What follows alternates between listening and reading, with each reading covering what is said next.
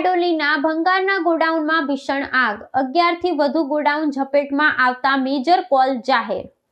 સુરત જિલ્લાના બારડોલી ધુલિયા ચોકડી પાસે આવેલા ભંગારના ગોડાઉનનો સંકુલમાં અચાનક ભીષણ આગ ફાટી નીકળતા સમગ્ર વિસ્તારમાં અફરાતફરી મચી ગઈ હતી।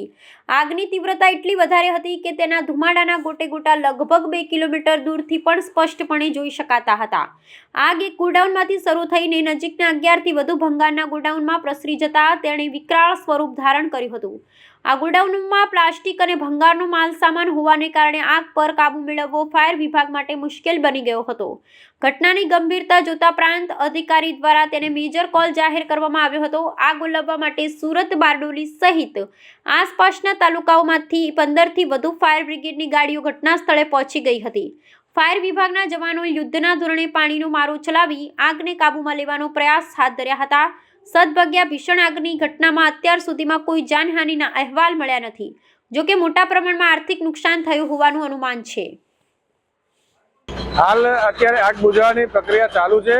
આજ સવારે 2 વાગ્યા 2:30 વાગ્યાની અરસામાં આગ લાગેલી હતી, જેના અનુસંધાને બારડોલીની 4 ગાડીઓ ઘટના સ્થળે હતી।